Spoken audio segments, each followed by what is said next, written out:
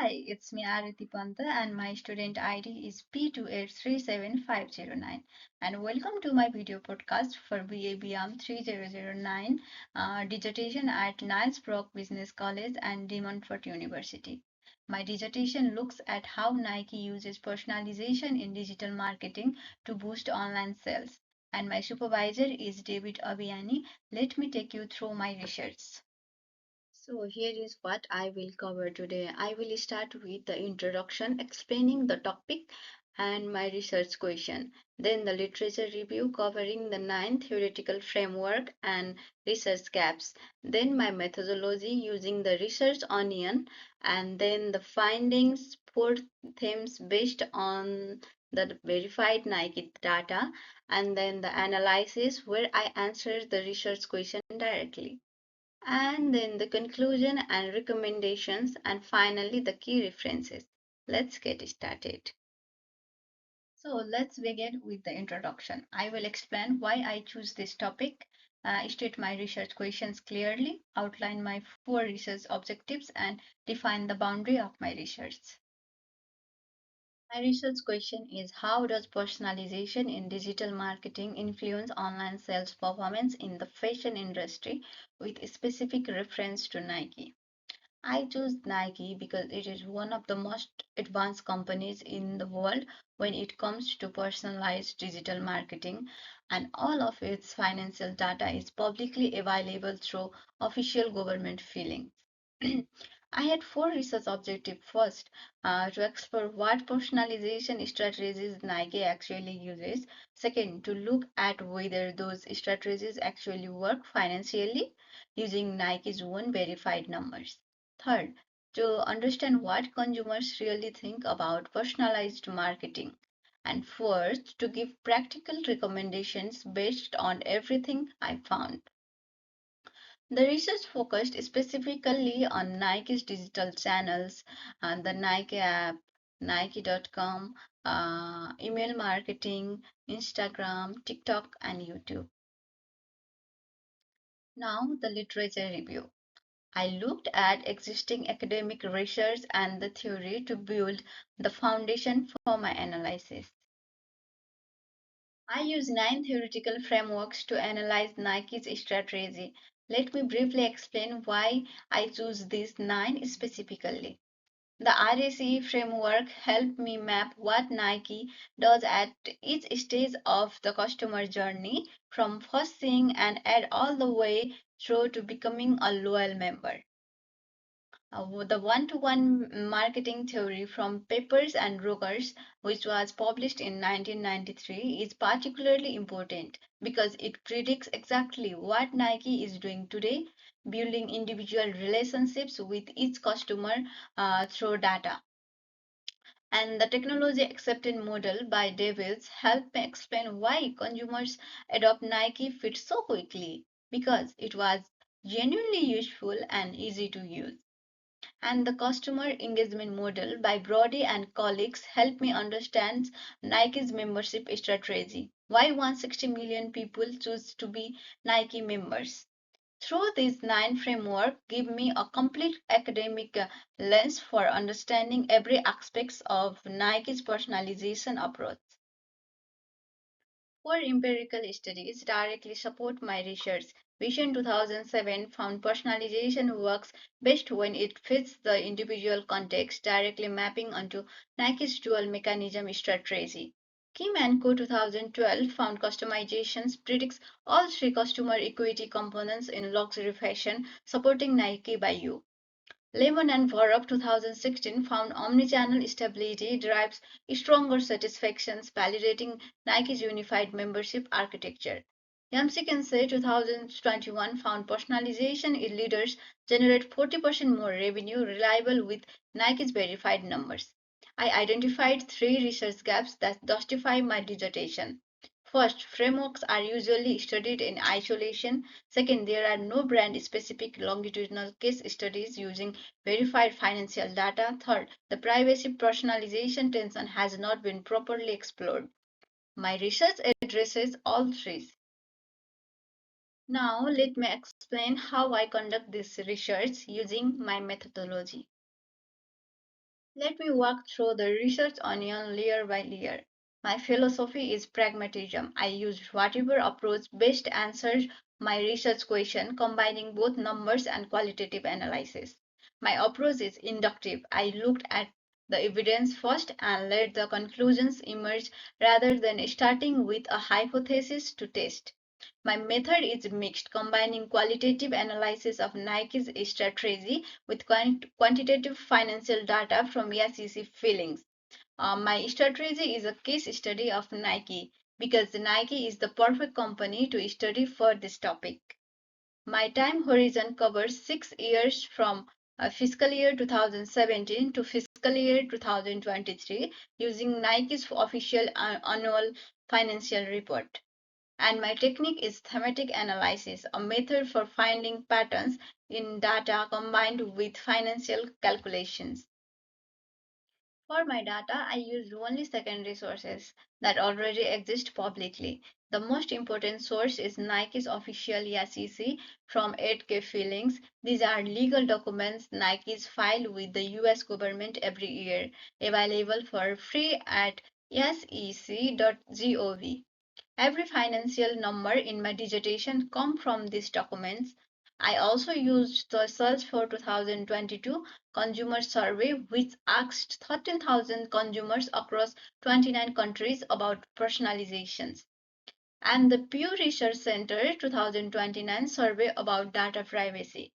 For analysis, I followed 6 stages from Burrow and Clark, reading all sources, coding key phrases, finding themes, defining them, and then writing up the findings. Now the findings, what I actually discovered. I want to be clear that every numbers I mention from a verified and publicly available sources. Nothing is estimated or made up. Theme 1 is about Nike's personalization ecosystem. All numbers came directly from Nike's official SEC Form 8K filings. Nike direct revenue grew from $9.1 billion in fiscal year 2017 to $21.3 billion in fiscal year 2023. The 134% growth calculation is simple. 21.3 minus 9.1 equals 12.2 divided by 9.1 multiplied by 100 equals to 134%. The compound annual growth rate is 15.2% per year, calculated as 21.3 divided by 9.1 to power of 1/6 minus 1. This is much higher than Nike's total revenue CAGR of 6.9%, confirming digital channels are the primary growth engine. Nike had over 160 million members by fiscal year 2023, confirmed in the official annual report. An important point about fiscal year 2020, total revenue fell due to COVID-19 disruption to wholesale, but Nike Direct actually grew that year, confirming digital is a structural strength, not just a trend. Theme 2 covers Nike's 5 digital personalization touchpoints. The Nike app uses collaborative filtering algorithm to show each member a different personalized home screen.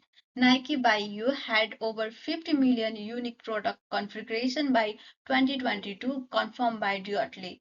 Email marketing uses 5 behavioral trigger types by the means of Facebook Pixel shows personalized ads on Instagram, TikTok, and YouTube. Theme 3 is about AI capabilities.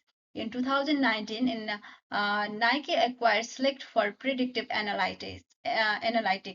It forecasts what you will want before you search. In 2021, Nike acquired Datalog to connect all data in one real-time member profile.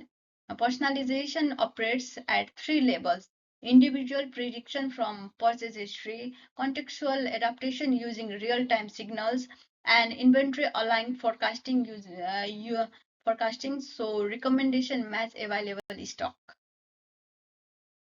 Same for reveals what I call the privacy personalization tension. One of the most important findings of this research from the Salesforce 2022 survey of 13,020 consumers across 29 countries, page 11, 66% expected companies to understand their unique needs and 52% expected all over offers to always be personalized.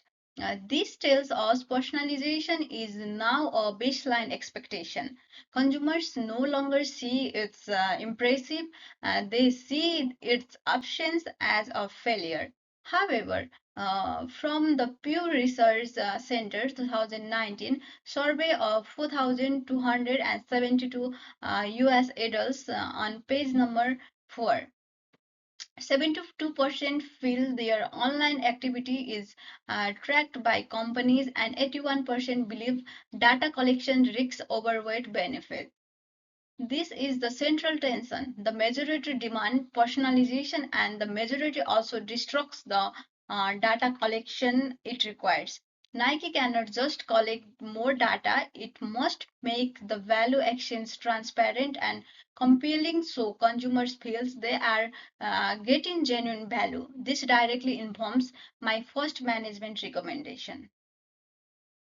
Now I will analyze what all of this means, connecting my findings back to the nine frameworks and directly answering my research question. Let me directly answer the research question. How does personalization influence online sales performance at Nike? My answer is Nike uses personalization through a five-channel ecosystem that has delivered 134% revenue growth over 6 years, 160 million loyal members, and nearly 20% fewer returns. Looking at the RACE mapping, ad rates, personalized social ads, and Facebook pixels capture attention. At ACT, the personalized Nike app and Nike Buy You drive engagement. At Convert, Nike Fit and cart leaving behind emails drive purchases. At Engage, the 160 million member program and fitness apps build long-term loyalty. And the strength is triangulation across SEC filings, consumer surveys, and qualitative analysis produce robust conclusion. And the weakness is consumer perceptions are interfered from aggregate statistics not directly measured through interviews with Nike members. The single case study limits generalizability.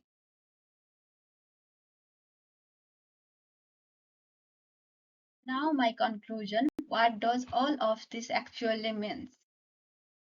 Let me summarize how I answered each of my four research objectives.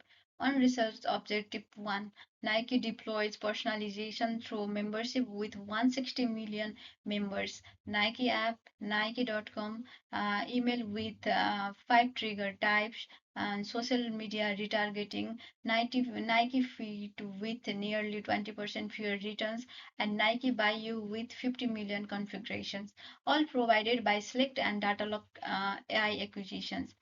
Research objective 2 is answered with verified yes easy feelings data. Nike Direct grew 134% at CAGR 15.2% from fiscal year 2017 to fiscal year 2023. Digital sales grew at nearly 29.5% CAGR. Nike confirms members buy more and are more loyal. Research objective 3 reveals the verified privacy personalization tension, and 66% demand personalization from Salesforce 2022 on page number 11, but 81% fear data collection from Pew Research 2019 on page number 4. Both are majorities. This is a real challenge Nike must address. Research Objective 4 is addressed in Chapter 7 with 5 management recommendations and 5 future research directions. My 5 recommendations for Nike management are all grounded in the academic theory from my literature review. First, build a transparency dashboard in the Nike app showing members exactly what data is used and why.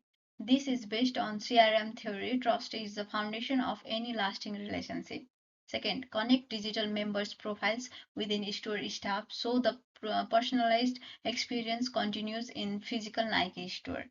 Third, make sure 15 to 20% of recommendations are for new and surprising products, not just more of the same. Research shows that showing people only what they already like create a filter bubble that kills discovery.